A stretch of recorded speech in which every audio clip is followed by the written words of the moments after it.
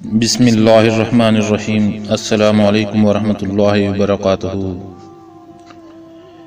ایک باپ اپنے 4 بچوں کے ساتھ ٹرین میں سوار ہوا، ایک سیٹ پر خاموشی سے بیٹھ گیا اور کھڑکی سے باہر دیکھنے لگا۔ بچے نہیں آفت کے پرکالے تھے، انہوں نے ٹرین چلتے ہی آسمان سر پر اٹھا لیا۔ کوئی اوپر کی سیٹوں پر چڑھ رہا ہے تو کسی نے مسافروں کا سامان چھیڑنا شروع کر دیا۔ کوئی چچا میاں کی ٹوپی اتار کر بھاگ رہا ہے تو کوئی زور زور سے چیخ کر آسمان سر پر اٹھا رہا ہے۔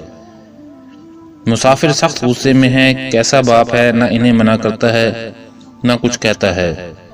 کوئی اسے بے حس سمجھ رہا ہے تو کسی کے خیال میں وہ نہایت نکما ہے۔ بالآخر جب برداشت کی حد ہو گئی تو ایک صاحب غصے سے اٹھ کر باپ کے پاس پہنچے اور دھاڑ کر بولے، آپ کے بچے ہیں یا مصیبت؟ آخر آپ ان کو ڈانٹتے کیوں نہیں؟ باپ نے ان صاحب کی طرف دیکھا، اس کی آنکھیں آنسوؤں سے لبریز تھیں اور بولا، آج صبح ان کی ماں کا انتقال ہو گیا ہے، میں ان کو وہیں لے کر جا رہا ہوں، مجھ میں ہمت نہیں کہ ان کو کچھ کہہ سکوں، آپ روک سکتے ہیں تو روک لیں۔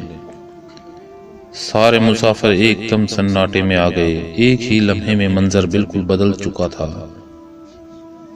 وہ شرارتی بچے سب کو پیارے لگنے لگے تھے، سب آبدیدہ تھے، سب انہیں پیار کر رہے تھے، اپنے ساتھ چمٹا رہے تھے۔